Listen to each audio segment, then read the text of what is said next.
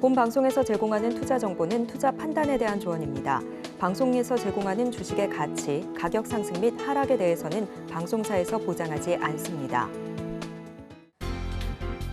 실시간 정보 브리핑입니다. 소비자 물가 상승률이 2달 연속 2%대를 기록했습니다.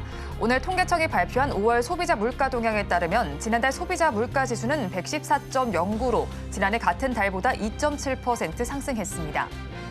다음 소식입니다. 윤석열 대통령은 오늘 아프리카와 핵심 광물의 안정적인 공급, 디지털 전환과 같은 미래 성장에 직결된 문제에 대해서도 지속 가능한 협력 방안을 모색해 나가겠다고 말했습니다.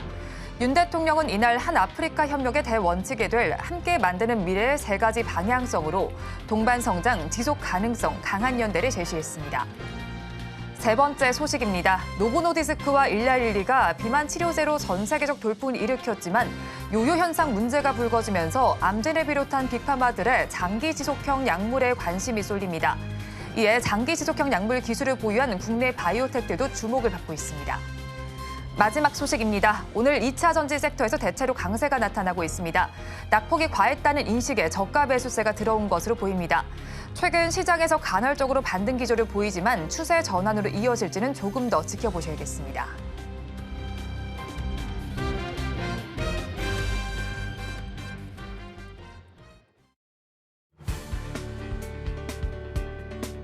오늘장 내일장 일부 시황으로 문 열겠습니다. 간밤 또 중요한 지표가 나왔습니다. 차근차근 살펴보도록 할게요.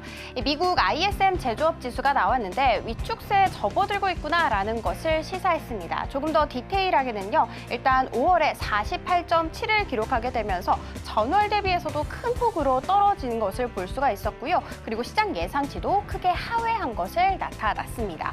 이 42.5를 기준으로 봤을 때 이것을 계속해서 미만하게 되면 경기 침체 우려가 커질 수밖에 없는 상황인데요. 일단 올해 들어서는 계속해서 상회하는 움직임을 가져갔습니다. 그리고 50을 기준으로 봤을 때 만약에 상회하게 된다면 확장을, 그리고 하회하게 된다면 위축을 의미하는데요. 보이시는 것처럼 2달 연속해서 50을 밑돌면서 위축하고 있구나라는 것을 느낄 수가 있었습니다. 그리고 조금 더 나아가서 함께 발표된 지표 같은 경우에는 신규 주문 지수였습니다. 경기 선행 역할을 하고 있기 때문에 조금 중요하게 눈여겨보실 필요가 있는데요. 일단 큰 폭으로 꺾인 것을 볼 수가 있었고요. 물가지수, 지불 가격이라도 불리는데 전달 대비해서 큰 폭으로 이것도 떨어진 것을 나타냈습니다. 그래서 전체적으로 봤을 때 제조업이 위축세에 접어들고 있다. 그래서 물가 압력도 함께 둔화가 되고 있구나라는 것을 시사했습니다. 이 때문에 전문가들은 경기 침체 우려 목소리를 꺼내긴 했습니다만 일단 간밤에 시장에서는 10년물 국채 금리가 4.5를 하회하게 된 것에 초점을 맞추는 모습이었습니다. 자, 그리고 유로존 지표도 살펴보도록 하겠습니다. 유로존 5월 제조업 PMI가 나왔는데요. 반등에 성공하는 모습이었습니다. 전달 대비해서도 큰 폭으로 오름세를 보여주면서 47.3을 기록했는데요. 이 수치는 14개월 내 가장 높은 수치임과 동시에 유로존 전역의 생산이 안정화를 찾아가고 있구나라는 것을 느낄 수가 있었습니다. 그리고 기업 같은 경우에도 앞으로 1년 동안 계속해서 생산 전망에 대해서 낙관적이고 긍정적으로 본다라고 이야기를 꺼내놨습니다. 자, 그러면 한국으로 한번 넘어가 보도록 하겠습니다. 오늘 오전에 5월 소비자 물가 동향이 발표가 됐는데 전년 동월 대비해서 2.7% 상승한 것으로 나타났습니다. 2월과 3월에는 3.1%를 기록했고요. 그리고 4월에는 2.9%, 그리고 이번 달에는 2.7%를 기록하게 되면서 상승폭이 둔화되고 있구나라는 것을 느낄 수가 있었습니다. 조금 더 디테일하게 살펴봤을 때 생활 물가 지수, 이것은 사실상 굉장히 소비자들이 자주 또 판매하는, 그리고 구매하는 그 품목이 들어가 있는 지수이기 때문에 체감 물가다라고도 불리는데요. 3.1% 상승한 것으로 나타났고요. 이 신선 식품 지수 같은 경우에는 장바구니 물가, 밥상 물가다라고도 불리는데 YOY를 기준으로 했을 때는 물가는 17.3% 상승했지만 사실 전월 대비했을 때는 3% 하락한 것을 볼 수가 있었습니다. 사과나 뱃값은 여전히 고공행진을 하고 있습니다. 그렇지만 돼지고기나 이 소고기 쪽에서 가격이 떨어졌고 채소 가격도 떨어졌기 때문에 이런 하락세를 보일 수가 있었다라고 풀이가 됩니다. 자, 그리고 가공식품, 석유류 쪽의 상승폭은 오히려 확대가 된 것까지 나타났습니다. 이렇게 정리를 한번 해봤는데 통계청에선 이런 말을 꺼내놨습니다. 이 변동성이 큰 일부 몇 개의 종목을 그리고 또 품목을 제외하고는 대부분이 안정세를 되찾아가고 있다. 그리고 석유 가격 같은 경우에는 불확실하기 때문에 앞으로 조금 더 지켜봐야 한다라는 이야기였습니다. 자, 그러면 양지수 흐름 어떻게 흘러가고 있는지 살펴보도록 하겠습니다. 오늘 모두 약보합 출발했는데요. 지금 희비가 조금 엇갈린 모습입니다. 특히 코스피 같은 경우에는 어제 강한 상승 탄력이 나왔는데 오늘은 파란불을 켜내고 있습니다. 지수 흐름 살펴보도록 하겠습니다. 보이시는 것처럼 거의 0.5% 가까이 낙폭을 그려내고 있는 모습입니다. 시총 상위주 쪽에 희비가 엇갈리는 모습이었는데요. 그래도 셀트리온이 4%대 강세를 보여줬는데 바이오 USA에 참가한다라는 소식이 있었다라는 거 짚어드리면서 수급 상황 살펴보도록 하겠습니다. 어제는 기관과 외국인 쌍끌이 매수세에 나서줬던 반면에 하루 만에 이렇게 매도로 전환을 하는 모습이었습니다. 특징적인 것은 기관과 외국인 모두 다 가장 많이 팔고 있는 종목은 한미반도체였습니다. 이 TC 본더에 대해서 독점적 위치를 잃었다라는 것까지 체크해 드리도록 할게요. 자, 그리고 코스닥 한번 살펴보도록 하겠습니다. 똑같이 약보합 출발했지만 상승폭을 계속해서 키워나가면서 지금 고점 부근에서 거래가 되고 있습니다. 850선 딱 걸쳐져 있는 모습인데요. 일단 1위, 2위인 에코프로 그룹주가 동반 강세 보여주는 움직임 가져갔고요. 알테오젠 같은 경우에는 두 자릿수 급등세를 보여주기도 했습니다. MSCI 편입 기대감 플러스 알파로 제가 잠시 후에 알려드릴 제약바이오 이슈가 있었기 때문이다라고 풀이할 수가 있을 것 같습니다. 자, 그렇다면 수급 상황 살펴보도록 하겠습니다. 외국인과 기관 어제 이어서 오늘도 동반 매수세에 나서주면서 지수 상승을 견인해줍니다. 특히 외국인 같은 경우에는 4거래일 연속해서 매수세에 들어오고 있다라는 것까지 알려드리면서 섹터 한번 살펴보도록 하겠습니다. 지금 현재 가장 부각받고 있는 섹터는 아닙니다. 그렇지만 앞으로 부각이 되지 않을까라는 마음에 준비를 했습니다. 일단 아스코가 오늘까지 진행이 될 예정이고요. 바로 그 뒤를 뒤따르는 것이 바이오 USA입니다. 일단 아스코 어제 굉장히 스타가 한 명 나왔죠. 바로 이 렉나자였는데요. 오스코텍이 개발을 한 다음에 유한양행에 기술 이전을 했던 항암제다라고 보실 수가 있습니다. 그 다음에 유한양행이 얀센, 그러니까 존슨앤존슨이 인수한 회사거든요. 이 얀센에 1조 6천억 원을 받고 수출을 했습니다. 사실 이 렉나자 같은 경우에는 8월에 FDA 허가 기대감이 있기 때문에 상당히 조금 기대감이 모아지는 약품이었거든요. 그런데 이번에 또 아스코에서 극찬을 받게 된 것이죠. 이 매출 목표는 지금 현재 6조 6천억 원입니다. 정말 큰 규모죠. 만약에 이 목표를 이뤄내게 된다면 유한양이 가져갈 수 있는 로열티 수익 역시도 커지지 않을까라는 기대감 모아지고 있습니다. 그리고 HLB 역시도 아스코에서 좀 인기를 끌었다라고 하더라고요. 이 리보세라닙 최근에 참 굴칫거리였는데 이 리보세라닙이 생존 기간이 연장됐다라는 이야기를 꺼내 놓으면서 아스코의 발길이 끊이지 않고 있다라는 소식까지 전해졌습니다. 자, 이어서 바이오 USA 한번 살펴보도록 하겠습니다. 이 키워드를 제가 생물 보안법이라고 꼽아봤는데요. 실제로 미중 갈등이 계속해서 심화되면서 우리 국내 기업들이 수혜를 받아가지 않을까라는 기대감이 모아지고 있습니다. 실제로 이 중국의 대표적인 CDMO 기업이라고 할 수 있는 우시 바이오로직스가 참가하지 않겠다라는 의사를 밝혔습니다. 그런데 이것이 그대로 국내에는 또 호재로 받아들이게 됐죠. 국내에서는 정말 크고 작은 다양한 위탁 개발 생산 업체, 그러니까 CDMO 기업이 참여를 하겠다라는 의사를 밝혔는데요. 그 중에서도 이 샤페론 같은 경우에는 아토피 치료제 그리고 치매 치료제 쪽에 기술 이전을 하겠다라는 것을 목표로 이 바이오 USA에 참가 의사를 밝힌 다음에 상한가 안착하는 기업을 토해내기도 했습니다. 그리고 삼성 바이오로직스를 포함한 5개사가 자체 부스를 운영한다라는 이야기까지 꺼내놨는데요. 자, 그러면 관련주 흐름은 어떻게 흘러가고 있는지 살펴보도록 하겠습니다. 일단 오늘의 가장 큰 주인공은 샤페론이라고 할 수 있습니다. 최근에 상한가 기염을 토해냈는데 오늘도 두 자릿수 급등세를 보여주고 있습니다. 지금 현재 2,460원에 거래가 되고 있고요. 오스코텍 같은 경우에는 어제 장 중에 20%대 급등세를 보여줬는데 장 초반만 해도 빨간불을 켰는데 지금 현재 하락 전환한 모습입니다. 유한양행 같은 경우에도 어제 10% 가까이 급등세를 보여줬고 그리고 오늘은 조금 상승 탄력이 둔화된 모습입니다. HLB 같은 경우에는 최근 3거래일 동안 연속해서 내림세를 걷다가 오늘은 빨간불을 켜낸 채 거래가 되고 있습니다. 자, 이렇게 관련주 흐름까지 살펴봤고요. 오늘 시황 여기서 정리를 해보도록 하겠습니다. 남은 오후장도 저희와 함께 하시면서 현명한 투자 전략 세워가시기 바랍니다. 지금까지 시황센터 장은이었습니다.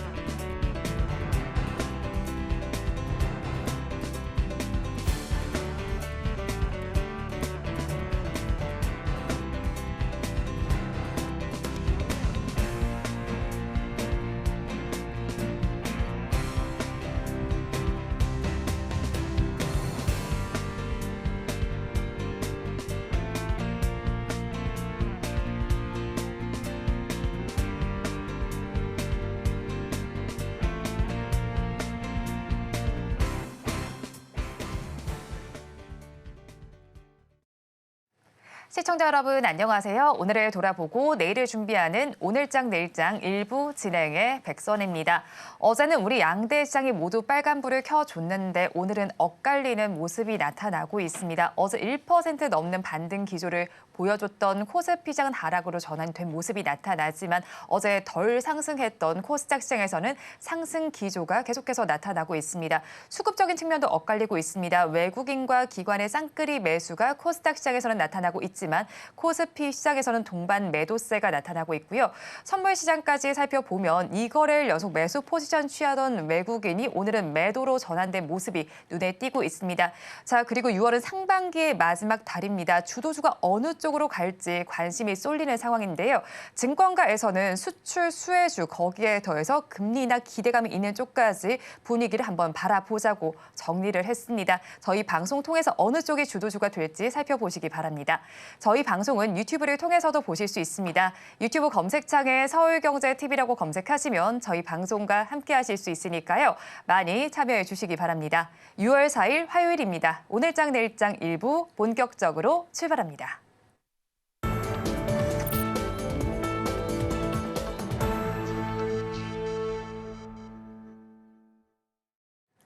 오늘도 두 분과 함께 수익이 될 만한 뉴스를 꼽아서 전해드리겠습니다. 기업공시연구소의 변영인 대표, 루크투자연구소 임순재 대표 두 분과 함께합니다. 어서 오세요. 네, 반갑습니다.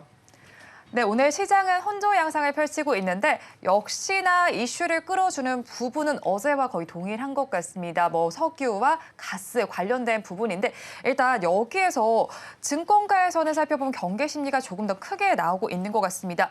일단 대표님, 네. 이 이슈 저희 어떻게 좀 바라봐야겠습니까?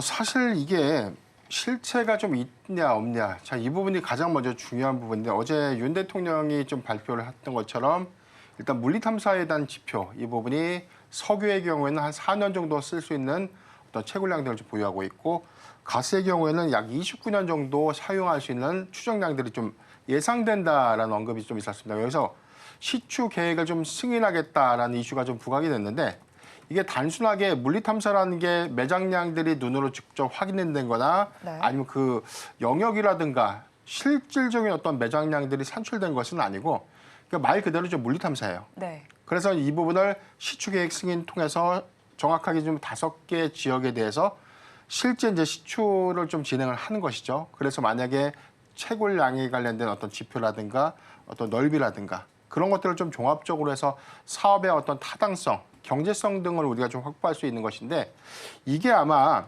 착공이 된다고 하더라도 아마 이 추정 지표에 관련된 부분들은 한 내년 상반기 정도에 예상될 수 있는 어떤 채굴량들이 산정될 수 있고 착공은 뭐 지금 뭐 언론을 통해서 밝혀진 바로는 빠르면 2027년, 늦으면 2028년도. 그래서 많게는 한 3년에서 4년 정도의 기간이 좀 남아있는 상태에서 오늘 뭐 가스 그리고 석유 관련 종목들이 굉장히 좀 강했고요. 뭐 피팅 밸브 그다음에 그 이외에 뭐 강관주라든가 뭐 시추 관련 종목들 골고루 좀 상승을 좀 하고 있는데 수급이 좀 강한 부분들은 가스나 석유가 좀 더 강한 흐름들을 좀 보여주고 있고 강간주도 오늘 굉장히 좀 강한 흐름들을 좀 보여주고는 있지만 아직은 뭐 증권가에서 언급을 한 것처럼 실체적인 어떤 수혜주를 아직은 확인하기엔 좀 이르다라는 평가가 저는 좀 그 부분은 좀 맞지 않나 좀 보고 있습니다. 네, 그리고 일단은 관련주들 반응이 나오는 만큼 투자자분들께서 관심이 좀 집중이 될 것 같은데 관련주들 옥석 가리기는 어떻게 진행해 볼까요? 일단은 뭐 관련주다라고 하게 되면 일단 국내 시추부터 먼저 해야 되는데 시추 관련 회사들은 없습니다. 네. 그러니까 뭐 직접적인 관련주들은 없다라고 보시는 게 맞고요. 그리고 이제 향후에 지금 뭐 얘기 나오는 뭐 석유나 가스 관련된 기업들이 수혜를 받으려면 일단 이게 양산화가 돼야 됩니다. 그럼 2035년, 뭐 지금 정부 계획대로 된다라고 하게 되면 2035년 이후에 이제 수혜를 받을 기업들을 지금 이제 투자를 하고 계신다라고 보시는 게 더 맞지 않을까 싶고요. 그리고 이제 이번에 이제 유전 지역을 이제 밝혀냈다라고는 하지만 일단 최종적으로 이제 시추를 해봐서 실질적인 그런 확인을 해야 된다라고 보시면 될 것 같습니다. 보통 이제 시추를 하나 하게 되면 한 1,000억 정도 지금 걸릴 것이다라고 얘기를 하고 있고요. 이번에 지금 매장이 예상되는 지역이 수심이 1,000m입니다. 거기에 추가적으로 2,000m를 더 파서, 그러니까 지금 뭐 지표면에서 한 3,000m 정도의 지금 석유가 있을 것이다라고 지금 예상들을 하고 있는데 과연 이렇게 이제 깊게 판다라고 하게 되면 관련된 비용이 많이 발생할 수밖에 없습니다.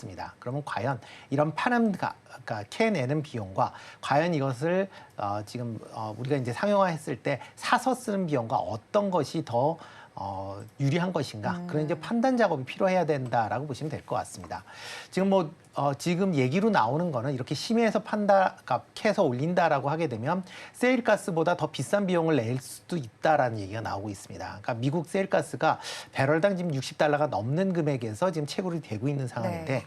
지금같이 뭐 $70, 뭐 $80 정도 아니면 뭐 $100 유가가 유지가 된다라고 하게 되면 당연히 채굴했을 때 뭐 실효성이 경제성이 있다라고 보지만 만약 뭐 그 가격 이하로 지금 유지되고 그다음에 이제 채굴 단가가 그보다 더 커진다라고 하게 되면 뭐 아무리 많이 있다라고 해도 지금 당장 뭐 캘 수도 없는 거고 캘 생각도 안 할 거기 때문에 그렇다라고 하게 되면 지금 뭐 여러 가지 발표가 그냥 공연불에 그칠 수 있다라는 것도 같이 좀 확인해 보셔야 되지 않을까라는 생각을 해보고 있습니다. 다만 이렇게 이제 채굴이 들어간다라고 하게 되면 채굴과 관련된 기업들은 일단 우선적으로 수혜를 네. 입을 가능성은 좀 있다라고 보여지고요. 뭐 대표적으로 뭐 지금 채굴 관련돼서 가장 중요한 게 채굴 관련된 뭐 해양 플랜트나 아니면 설비가 될 가능성이 있다라고 보시면 되고요. 뭐 그렇다라고 하게 되면 우리나라 이제 조선 3사 같은 경우에 해양 플랜트 관련된 특히 이제 이런 가스나 원유에 대해서 시추를 하기 위한 시추선도 뭐 과거서부터 계속 개발을 해왔고 하기 때문에 상대적으로 우선적으로 수혜를 입는다라고 하게 되면 이런 조선 관련주들이 입지 않을까라는 생각을 해보고 있습니다. 네, 직접적인 관련주는 없지만 일단 관련된 종목군들 정리를 해주셨으니까 투자 의견을 참고를 해보시기 바랍니다. 자, 그러면 한국가스공사의 주가 흐름을 좀 먼저 볼게요. 오늘 거의 상한가에 근접하기도 했다가 지금은 윗꼬리를 길게 달고 있습니다. 10%대 상승률을 지금 보여주고 있는데요. 한국가스공사의 경우는 시드릴과 시추 계약을 체결했습니다. 계획이 어떻게 됩니까? 전체적인 어떤 계획 수립들은 아직 좀 구체화되진 않았고 만약에 이제 이 부분은 언론을 통해서 좀 밝혀진 것처럼 지금 노르웨이의 시추선을 통해서 일단 그 지역을 좀 진행을 한다. 네. 그래서 이제 이게 아마 내년 상반기 기점이기 때문에 언제 정확하게 좀 착공이 좀 들어가고 언제 시추 일정들이 좀 보편화될지 이 부분은 추가적으로 좀 더 발표가 되지 않을까라 좀 보고 있습니다. 지금 실질적으로는 이 석유라든가 가스에 관련된 이 시추 관련주가 국내 좀 사실상 뭐 직접적인 수혜주는 없는 것이 좀 사실인데 네. 한국가스공사의 경우에 사실상 뭐 우리나라의 어떤 대표적인 어떤 공기업이죠. 천연가스를 외부로부터 도입해서 발전소라든가 뭐 가스사에 이제 공급을 하고 있는데 이 이외에도 해외에서 뭐 유전이라든가 가스를 좀 개발하는 그런 투자 업무도 좀 같이 좀 병행을 하면서 진행했던 이력들이 있었기 때문에 만약에 우리나라에서에 대한 가스 시추가 정확하게 좀 진행이 된다면 한국가스공사가 그나마 가장 그 수혜주에 좀 부합되지 않을까 좀 보고 있습니다. 네, 그나마 이제 한국가스공사가 연관이 되어 있겠다라고 정리를 해주셨고요. 역시나 사실 앞서서 들은 것처럼 관광 관련주들도 함께 좀 움직이고 있습니다. 그런데 증권가에서는 사실 실제 시추에 나서기 전까지는 불확실성이 크다라는 진단이 나오고 있습니다. 그런데 일단 실제로 이뤄지게 된다면 조금 더 지속적으로 상승할 가능성도 점쳐볼 수 있을까요? 일단 이번에 이제 대통령이 직접 발언을 하면서 이제 네. 산유국 테마다라고 하게 되는 이제 이런 여러 가지 테마가 이제 만들어졌다라고 보시면 될 것 같습니다. 그렇기 때문에 이게 아마 시추가 얘기가 나올 때마다 아마 주가는 움직일 겁니다. 이게 아마 시추를 아마 5번 정도 지금 뚫어야 된다라고 얘기를 하는데 그러려면 최소한 2, 3년 정도 걸릴 걸로 보여지고요. 이렇게 뚫는다라고 했을 때는 이게 안 나와도 움직일 겁니다. 아마 안 나와도 일단 뚫는다는 것 자체에 대한 기대감으로 지금 아마 시장에서 반응을 할 거기 때문에 그런 타이밍에 맞춰서 단기 트레이딩을 하는 관점에서 접근하시는 게 맞지 않을까라는 생각을 좀 해보고 있고요. 그런 관점에서 지금 본다라고 하게 되면 오늘 같은 경우에 이제 철강 관련주들, 관광 관련주들이 이제 좀 강한 그런 모습을 보이고 있습니다. 특히 동양철강 같은 경우 지금 상한가를 기록을 하고 네. 있는 그런 상황인데요. 일단 동양철강 같은 경우에 이런 이제 미국에서 이제 대형 이제 송유관 관련된 그런 이제 그거를 납품했었던 전력 때문에 나중에 이렇게 원유나 가스전에서 이제 생산이 된 이후에 이거를 육지로 옮긴다든가 아니면 육지에서 그러니까 해안에서 내륙으로 움직일 때 이런 이제 송유관이나 이제 가스관에 대한 이제 수요가 증가할 것이다라는 기대감이지만 과연 이게 이제 나중에 깔릴 정도가 된다라고 하게 되면 시추가 돼서 최종적으로 이제 채굴이 가능하다라는 그런 이제 판정 난 이후에 아마 실적으로 반영이 될 걸로 예상이 되고 있습니다. 그렇기 때문에 지금 상황에서는 이런 석유 관련 이런 이제 시추 관련된 테마로 묶이기는 조금은 좀 결이 좀 다른 거 아닌가라고는 하지만 그래도 시장 반응이 그러기 때문에 이런 시추가 나온다라고 얘기가 나올 때마다 아마 움직일 가능성은 있으니까 그거에 따라서 단기 트레이닝 관점으로는 충분히 접근 가능하시지 않을까 싶습니다. 네, 단기 트레이딩 관점으로는 지켜보자라는 의견을 전해주셨습니다. 이어서 2차 전지와 관련된 이야기를 좀 해보겠습니다. 2차 전지주 계속해서 반등 기조는 아니지만 최근 들어서 시장에서는 간헐적으로 반등 기조가 포착이 되고 있습니다. 오늘은 섹터를 좀 전반적으로 살펴보면 상승하는 섹터가 조금 더 많이 눈에 띄고 있습니다. 반도체 이어서 2차 전지 역시도 미래 기술에 조금 더 무게를 싣는 것으로 보이는데 실리콘 음극재와 관련된 부분도 저희가 살펴봐야 될 것 같습니다. 그와 관련해서 이제 동향 최근에 어떻게 좀 나타나고 있습니까? 우리가 좀 잘 알고 있는 것처럼 2차 전지 부분 캐즘 현상들이 계속 또 지속되고 있고 테슬라의 2분기 인도량 부분이 아직 7월 초에 좀 발표가 좀 예정되고 있지만 최근 나왔던 중국 지표를 보면 오히려 이 판매량들이 4월에도 감소했고 5월에도 좀 감소하지 않을까. 그래서 로이터 통신에서는 쉽게 말해서 주력 모델이었던 Y 모델의 경우에는 20% 정도 감산이 진행이 됐었다라는 어떤 설들이 좀 나오고 있는 부분들이 아직 테슬라의 어떤 실적 발표들이 가시화되지 못했지만 여기에 인도량에 관련된 이슈 또는 판매량에 관련된 이슈는 분명 좀 제기되지 않을까로 좀 보고 있습니다. 최근에 2차 전지 동향들의 경우에는 계속해서 저점을 좀 하회했던 지난주 한 2주 전의 흐름들을 보면 2차 전지 섹터가 좀 가장 크게 좀 조정을 받았던 흐름들이었고 지난주의 경우에는 지난주 후반을 기점으로 좀 2차 전지 섹터의 저가 매수가 좀 더 유입되면서 소폭 좀 반등하는 모습을 좀 보였지만 아직까지 명확하게 좀 추세를 전환하지는 못했다라고 좀 보여집니다. 다만 좀 이 특이 종목 중에 하나가 좀 대주전자 재료를 좀 보고 있는데 오늘 52주 신고가 12만 5천 원을 터치한 이후에 일부 상승폭을 좀 반납하긴 했지만 우리가 이제 과거에 지난 1분기 사례를 좀 보면 엔캠이 2차 전지 섹터가 조정을 크게 받을 때 다른 양상으로 수급이 좀 더 극대화되면서 혼자만 상승했던 경향들이 좀 있었죠. 그런 부분들 좀 대비해 본다면 대주전자 재료가 엔캠과 명확하게 좀 똑같다라고 좀 단정할 수는 없지만 결이 좀 유사한 흐름으로서의 어떤 흐름을 현재 좀 유지하지 않나라고 좀 보고 있기 때문에 지금 대주전자 재료의 경우에는 수급적인 측면에서도 지금 강한 수급세가 좀 유입되고 있는 흐름이다라 좀 보여집니다. 지난 1분기 실적 기조에서는 매출액이 증가됐고 영업이익이 지난 전년 동기 대비해서 28배나 좀 증가됐던 작년에 1억 200대 불과했던 영업이익이 올해 한 50억 원 정도에 좀 상회했던 부분들이 실적 기조에 관련된 기대감이 좀 반영이 됐는데 여기서는 음극재 부분에 관련된 매출 포션이 20%밖에 좀 되지 않았던 점.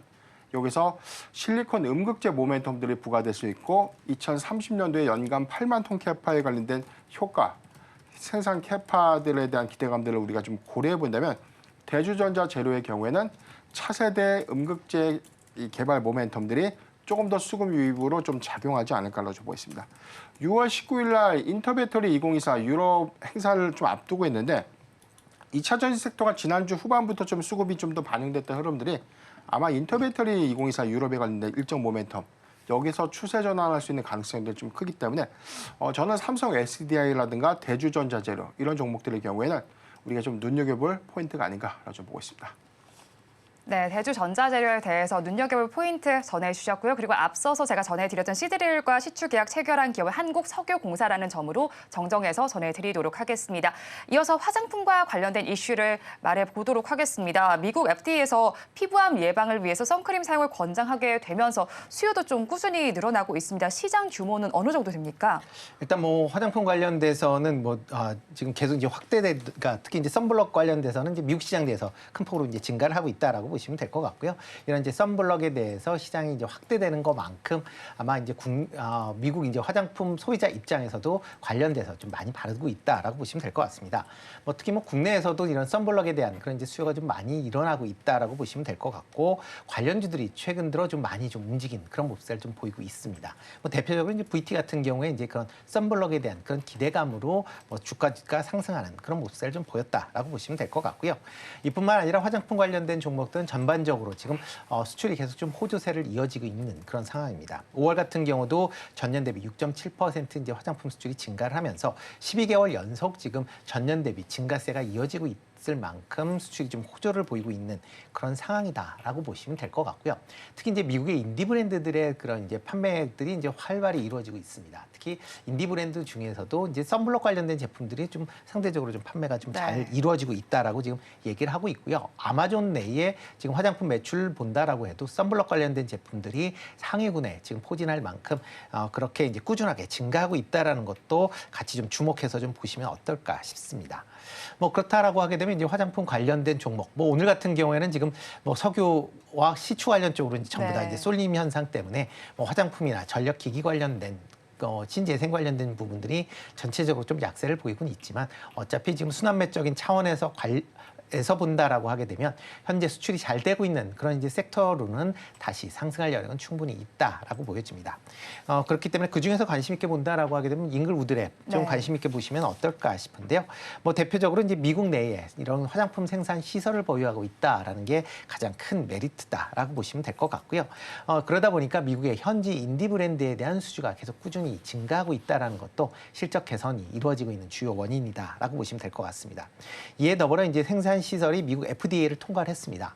조금 전에 말씀을 해주셨듯이 이런 선블럭 같은 경우도 FDA의 이제 승인을 받는 그런 생산 시설에서 이런 생산을 해야 되는 그런 조항들이 있기 때문에 향후에 이런 선블럭 관련된 그런 이런 매출 관련된 수주 관련돼서도 미국 이제 내의 유통 채널의 신뢰도를 확보할 수 있다는 측면도 긍정적으로 보셔도 좋지 않을까라는 생각을 해보고 있습니다. 네, 그런데 선크림과 관련된 이슈로 살펴본다면 5월 한 달을 돌아봤을 때는 선진 뷰티 사이언스의 급등세가 조금 더 눈에 띄었습니다. 지금 시점에서 매력도를 바라봤을 때 잉글 우드랩의 매력도가 더 높은 걸까요, 대표님? 일단 전체적으로 다 관심 있게 좀 보시면 어떨까 싶습니다. 특히 이런 이제 잉글 우드랩 같은 경우 이제 주목해서 보는 게 미국 내에 이제 생산 시설이 있다라는 거고요.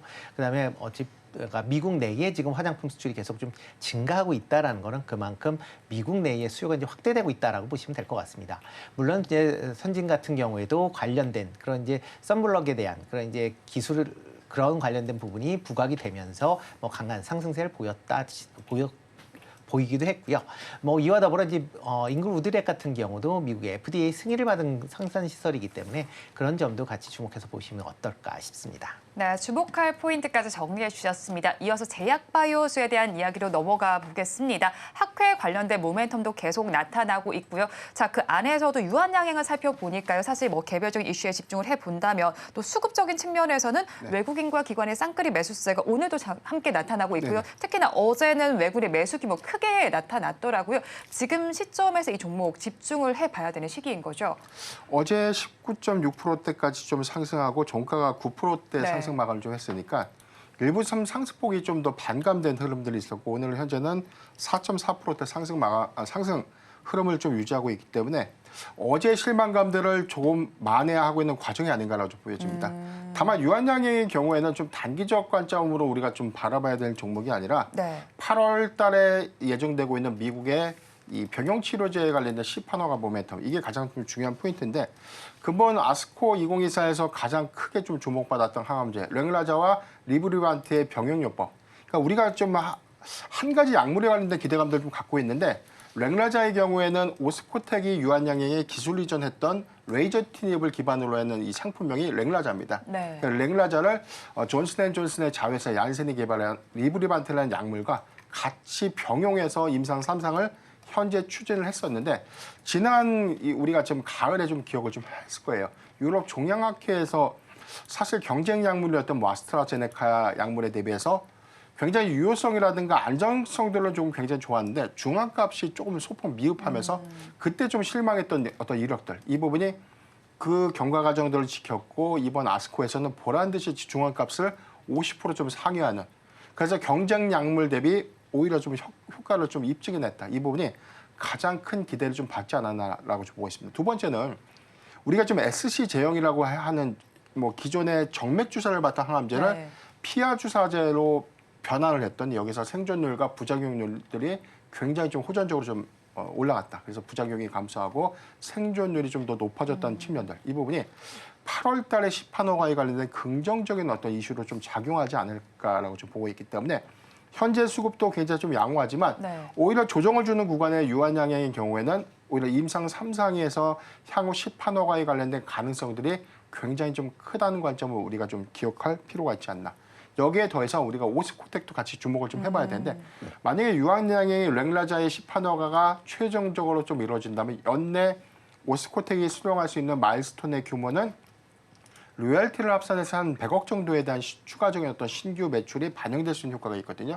그렇기 때문에 유한양행도 좋지만 오스코텍에 관련된 흐름도 같이 연동해서 주목해볼 필요가 있다라고 좀 말씀드렸습니다. 네, 유한양행과 더불어서 오스코텍 살펴보시고요. 유한양행 같은 경우는 어제 급등 나온 이후에 오늘도 이제 상승세를 더해주고 있는 만큼 지금 바로 접근하는 것이 적절한지 아니면 조금 쉬어가는 자리를 공략해 보는 것이 좋을지 궁금한데 어떻게 보십니까? 네. 아스코 2024가 아마 오늘 종료가 되고 여기서 관련된 일정 모멘텀들은 오늘 좀 종국이 좀 되지만 네. 아마 차익 매물을 좀 소화하는 과정들 안에서 주가의 어떤 조정기가 좀 있을 거예요. 저는 그 구간에 모아가는 전략은 좀 유효하다라고 좀 보고 있고요.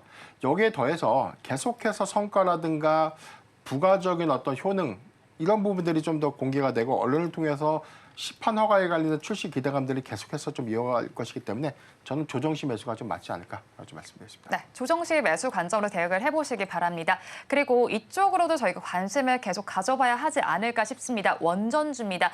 AI발 모멘텀을 받고 원전주 그리고 신재생 에너지로도 저희가 관심을 가져봐야 할 것 같은데 보유 시간 유지를 해보는 거 어떻게 보십니까? 일단 원전주 같은 경우는 좀 시간이 쉽게 걸리지 않고 좀 네. 오래 걸린다라고 보시는 게 좀 맞지 않을까 싶습니다. 특히 이제 오늘 같은 경우에 원전주가 전반적으로 좀 약한 그런 모습을 보이고 있습니다. 뭐 이 이유 중에 하나는 뭐 지금 국내에서 이제 석유가 나온다, 네. 천연가스가 나온다 그러면 그쪽으로 이제 에너지원이 될 거 아니냐라는 그런 이제 우려감으로 인해서 지금 뭐 원전주, 뭐 신재생 관련주, 그다음에 수소 관련주들이 전반적으로 좀 약세를 보이고 있는 그런 상황이다라고 보시면 될 것 같고요. 여기에 이제 원전주 같은 경우는 전일 미국 시장에서 뭐 대표적인 이제 SMR 관련주죠. 뉴스케일 파워가 지금 어저께 이제 주가가 급락을 하면서 주가 관련된 종목들이 오늘 좀 급락을 하는 그런 모습을 좀 보이고 있다라고 보시면 될 것 같습니다. 특히 이제 두산 에너빌러티 같은 경우는 뉴스케일 파워와 이제 SMR 협력이 이제 부각이 되면서 며칠 전에 좀 급등을 했었던 그런 모습이 이제 나왔었는데 뭐 지금 뭐 뉴스케일 파워가 별다른 그런 이제 얘기가 없다 보니까 상대적으로 주가가 좀 조정을 보이고 있다라고 보시면 될 것 것 같고요. 특히 이제 두산 에너빌리티는 이제 많은 분들이 이제 원전 관련주로 이제 분류를 하는데 원전 관련주로 분류하기보다는 그냥 발전 회사다라는 걸로 아마 접근하시는 게 이제는 더 필요하지 않을까라는 생각을 해보고 있습니다. 특히 두산 에너빌리티 같은 경우는 원전뿐만 아니라 LNG, 뭐 가스 터빈이나 그다음에 신재생에너지인 풍력이나 수소 관련된 쪽으로도 지금 발전 설비를 제작하거나 개발 중에 있는 그런 회사입니다. 뭐 향후에 이제 AI로 인해서 친환경 관련된 그런 이제 에너지원이 확대가 된다라고 하게 되면 이런 친환경 에너지원과 관련된 발전 설비는 뭐 이게 어떤 원전뿐만 아니라 다양한 방법으로 확장이 될 걸로 예상이 되고 있기 때문에 원전에 너무 목매여야 할 필요는 없을 것 같고요. 다른 분야에도 다른 분야의 에너지 발전 분야도 좀 관심 있게 보실 필요가 있지 않을까 싶습니다. 네, 에너지 전반에 대한 관심이 필요해 보이는 시점입니다. 이어서 원픽 섹터로 넘어가 보겠습니다. 대표님, 오늘 이제 제약 바이오와 관련된 이야기 저희가 마지막에 다뤘는데 이쪽과 관련된 쪽을 가지고 오셨더라고요. 사실 계속해서 학회가 예정되어 있는 만큼 제약 바이오 쪽 관심을 가져볼 시점인 것 같은데 어떤 모멘텀에 조금 더 집중해 볼까요? 예, 우선 오늘 펩트론을 준비를 했는데 네. 오늘 아스코 일정은 좀 끝나지만 6월 20일에 미국 당뇨학회가 좀 예정이 되어 있습니다. 이 당뇨학회랑 뭐 비만 치료제랑 무슨 연관성이 있냐라고 네. 좀 생각하실 텐데 비만 치료제의 가장 큰 메커니즘이 인슐린의 분비를 조절하는 겁니다. 그래서 당뇨 치료제를 개발하기 위해서 많은 공을 들였는데 이게 부작용이 체중이 좀 감소해요. 그래서 탄생했던 약이 위고비입니다. 그 삭센다 주사죠. 삭센다가 좀 탄생을 했고 삭센다에서 2세대 약물로 좀 고도화가 된 것이 위고비 약물인데 지금 비만 치료제에 관련된 부분들이 계속 뭐 글로벌 뭐 흥행 기조 그리고 여기서 뭐 수율은 생산 수율 기점에서 굉장히 안 좋지만 네. 판매량들이 계속해서 좀 올라가고 있는데 가장 큰 시장의 이게 이 부작용으로 좀 제기되고 있는 부분들이 요요 현상입니다. 네. 이 부분이 우리가 지금 기존의 삭센다의 경우에는 하루에 한 번을 맞는 네. 어떤 이 비만 치료제인데 이게 일주일에 한 번 맞는 걸로 2세대 약물로 좀 변환이 됐거든요. 편리해지겠네요. 그렇죠.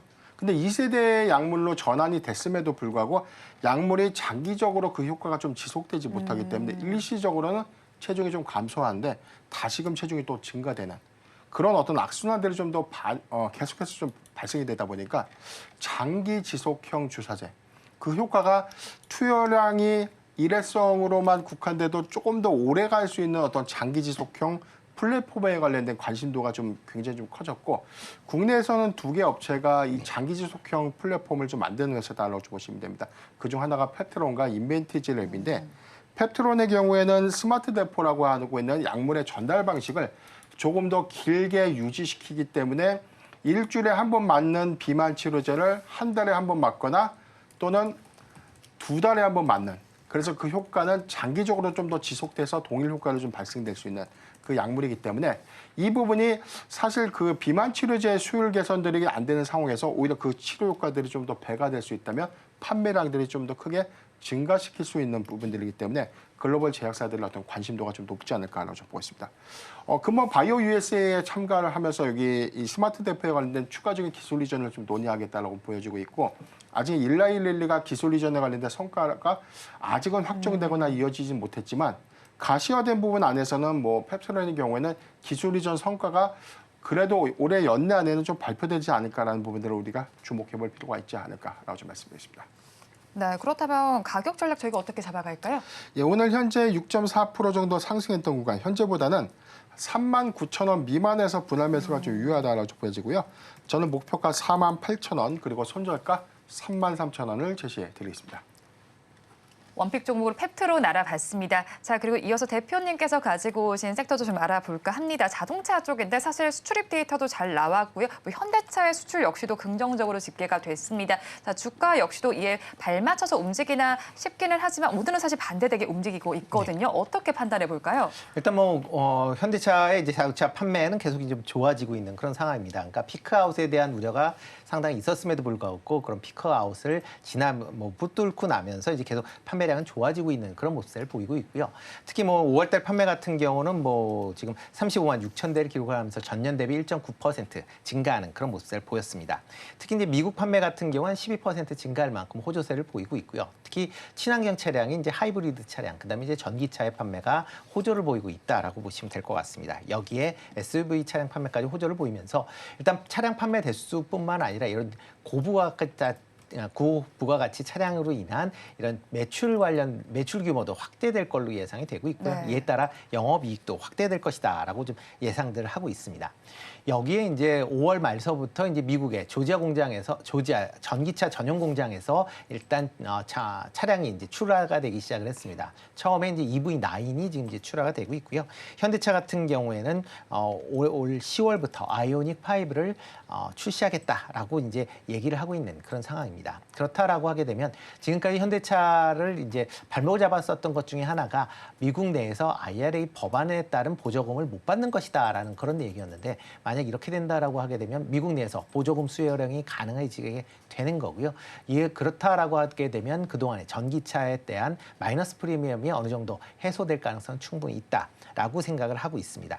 특히 현대차 같은 경우는 이제 글로벌 회사 중에서 가장 이제 그 포트폴리오가 산업 포트폴리오가 좀 잘 잡혀 있는 그런 네. 회사다라고 보여지는데요. 뭐 내연기관 뭐 전체 판매량은 글로벌 3위다라고 보여지는데 뭐 하이브리드 같은 경우는 탑5 안에 들고 있고요. 그다음에 전기차 같은 경우도 탑4 안에 들을 만큼 어떻게 보면 모든 그 세부 차종, 그러니까 여러 이제 구동 차량의 그런 이제 부분마다 전부 다 상위권에 지금 유지를 하고 있다라고 보시면 될 것 같습니다. 그리고 각 구동 기관들이 각 타 업체에 비해서 상당히 이제 우수한 성능을 발휘한다라고 하게 되면 그만큼 실적 측면에서 보면 긍정적으로 볼 수 있다라고 보여지고요.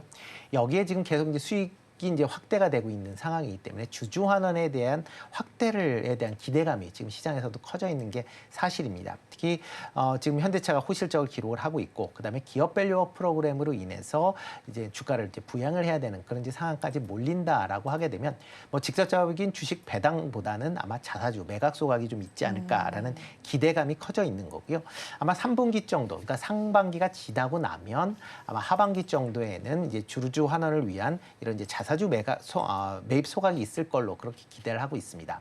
특히 뭐 경쟁 회사다라고 하고 있는 일본 이제 자동차 회사들의 PER이 이제 열의 10배에서 이제 12배 수준인데 이거에 비해서 뭐 현대차 같은 경우는 절반 수준에 지금 불과한 그런 상황이고요. 그러다 보면 지금 주주 환원율도 지금 25%인데 이걸 30% 이상 확대를 한다라고 하게 되면 1조 원대 이상의 자사주 매입 소각이 불가피하지 않을까라고 생각을 하고 있고요.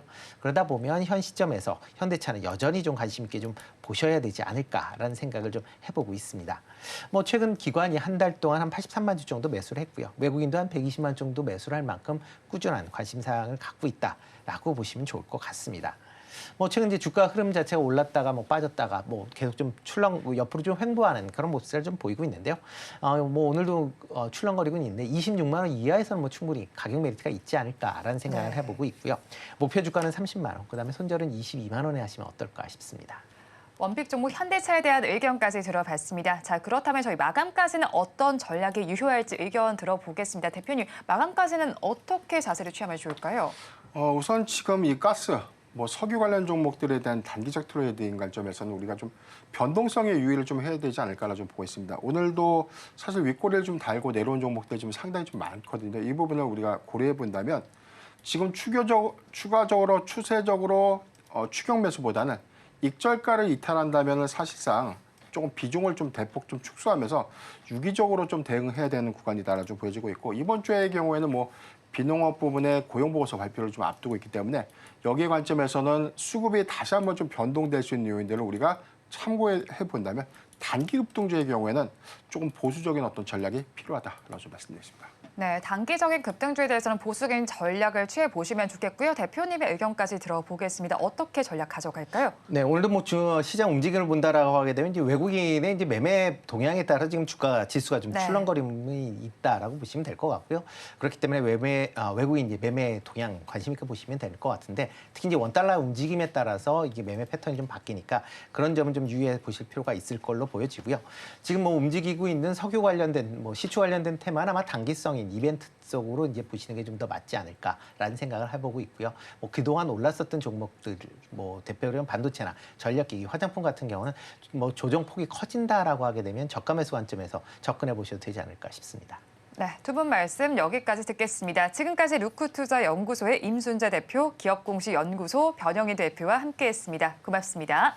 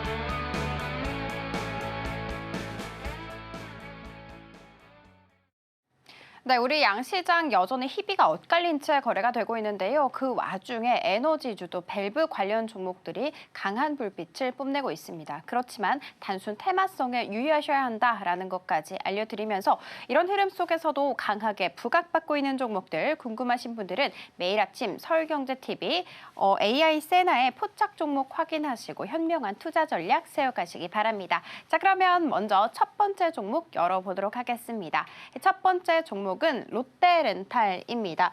이 종목 같은 경우에는 차트와 신호 강도가 85점 그리고 실적과 모멘텀, 수급 모두 다 80점을 기록하면서 종합점수 82점으로 포지션 가능하다라는 것을 알 수가 있습니다. 렌터카 사업을 영위하고 있는 업체인데요. 최근 공개한 성적표는 다소 실망스럽습니다. 이렇게 매출이 역성장을 했다라는 이유는 중고차 사업 매각에서 발생했다고 합니다. 그렇지만 다음 분기 같은 경우에는 중고차 렌탈 사업 전환이 가속화되고 있는 점을 꼽았을 때 실적 개선이 일어날 수 있다라는 긍정적인 전망을 내놓기도 했습니다. 요즘 주가 흐름이 25,000원에서 27,000원 박스권에 갇혀 있는 모습이었는데요. 오늘 흐름은 어떻게 흘러가고 있는지 살펴보도록 하겠습니다.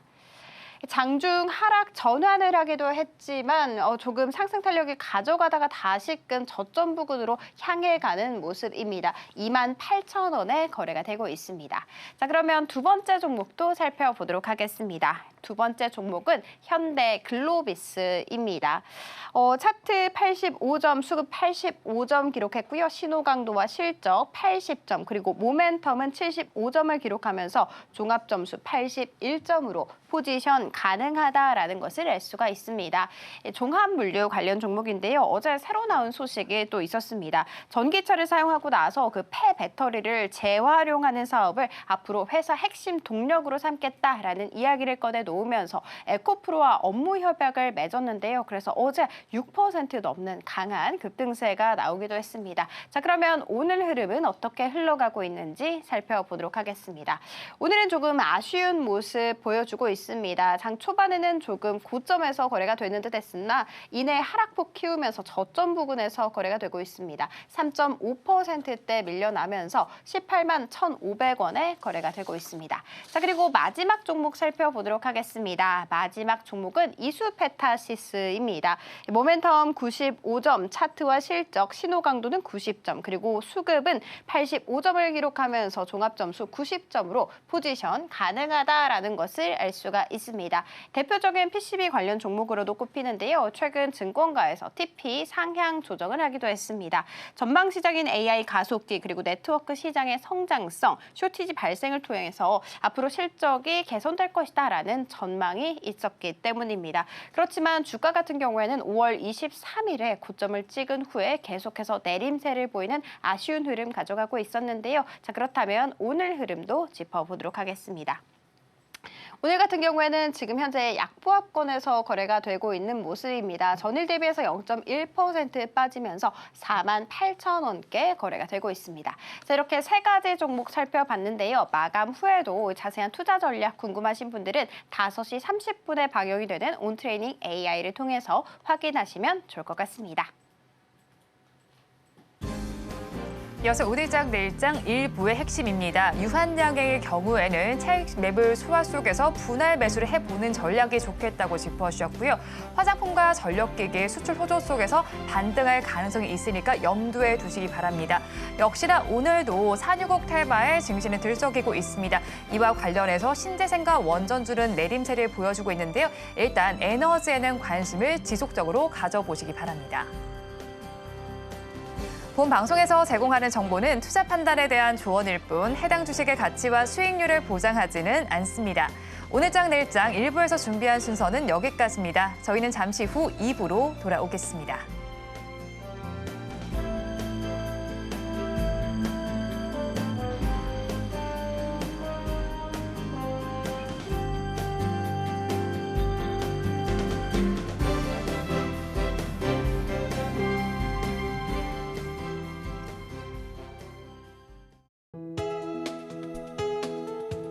본 방송에서 제공하는 투자 정보는 투자 판단에 대한 조언입니다.